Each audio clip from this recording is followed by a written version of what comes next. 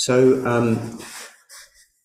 the theme that I've identified for today's session is the quality of attention that we bring in mindfulness practice. So previously I've talked about kind of attention and the benefits of bringing it to a chosen object.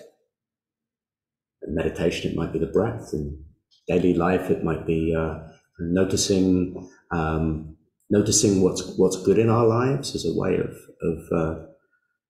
countering the negativity bias. But noticing that what we pay attention to affects our experience. So that's important. But it's not the only key element of attention, because the quality of attention that we bring is also important. Because what we're practicing when we pay attention is changing the shape of our experience. So what's sometimes called self-directed neuroplasticity, which basically means that the brain is changing through our experience. So whatever we bring to attention, which is then our experience, changes the shape of our brain. If the shape of our brain changes, our experience changes. So it can become a self-sustaining cycle of transformation. But if we just pay attention with a sense of self-criticism or striving, then that's what's going to get reinforced. Which is why the quality of attention that we bring is vital. And here's where the attitudes of mindfulness that you're likely familiar with come in, such as non-striving, beginner's mind, acceptance, patience, generosity, etc., trust, confidence. So in a number of ways, we're invited to cultivate these qualities when we pay attention. We cultivate them just by the way that we sit, for example, or the posture that we take. So kind of rather than just sort of hanging out and slumping, we notice if there's a tendency to that and perhaps come back to a sense of uprightness. But if on the other hand, we start to get kind of stiff and tight, we might notice that and drop down into a more unforced posture. So there's a sense of balancing how we are physically. We might invite a slight smile, a sense of willingness to meet our experience, friendliness embodied by our facial expression, a sense of openness that's here in our front and steadiness in the back. All of our physical qualities can affect our experience. So that's one way in which we can bring a kind of a quality of experience by how we manifest in the body. And then we have these attitudes that I've mentioned that we can bring to the practice. So if we can bring curiosity, then that trains a sense of freshness in how we meet the moment. We maybe start to notice things that we might usually take for granted, especially the good stuff, because that's what we tend to get habituated to, not notice. We might also notice interesting patterns, that maybe some of them aren't serving us. So we get to see the current shape of the mind and our lives, and that quality of looking with interest then means we're more likely to see more stuff as we train it. So the same goes for kindness. If we can bring a sense of kindness to ourselves, then we're more likely to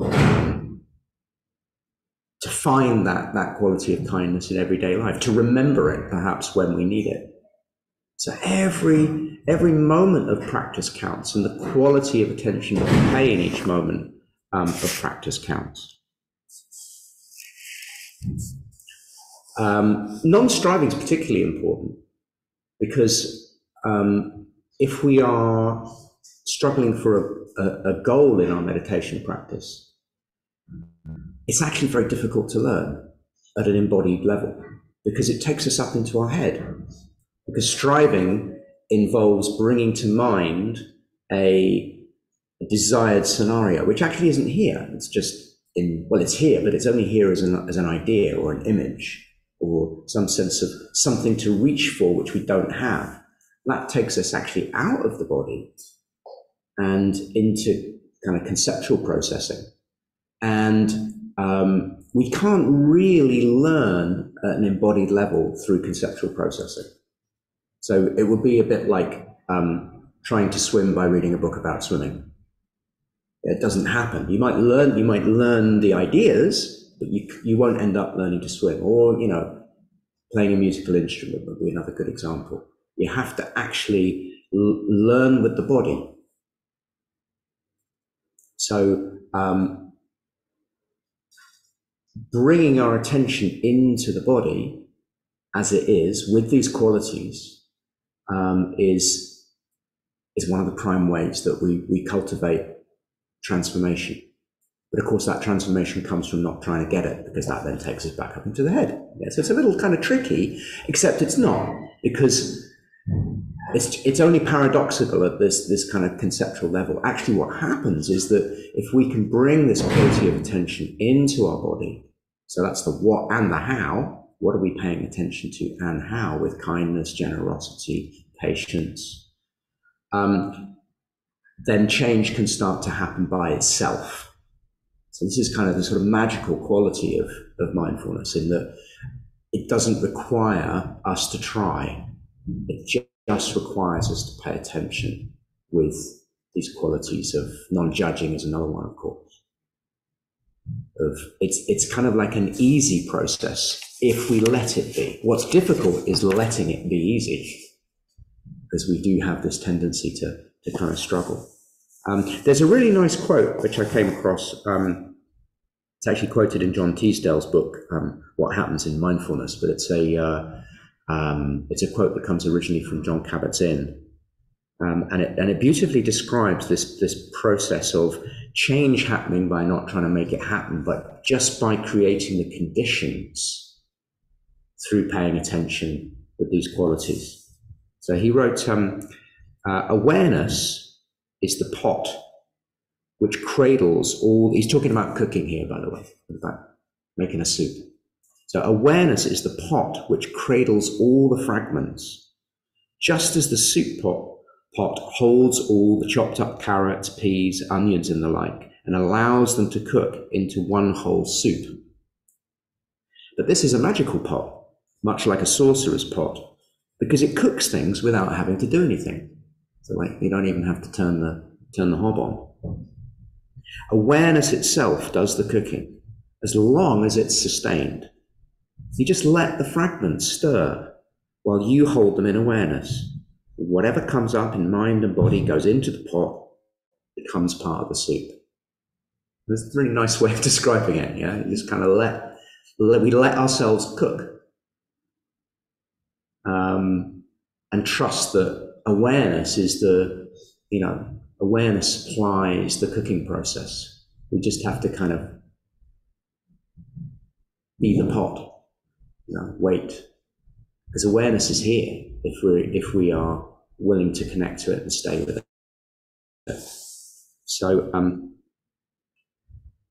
and gradually over time, through the sustained awareness, through bringing these qualities of attention,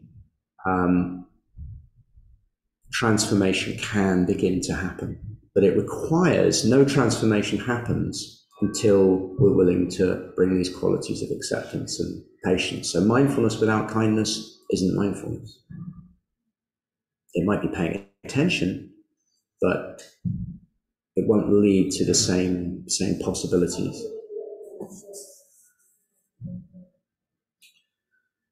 So if you need any motivation for your practice, that'd be it, because it seems like nothing's happening, but actually the soup's cooking.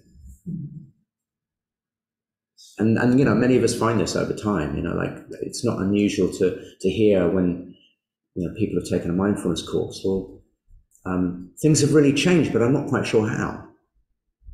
Like things are different, but I'm not quite sure really what's, like I'm still the same, but I'm not. I haven't done anything. But actually a lot's happening in this not doing anything.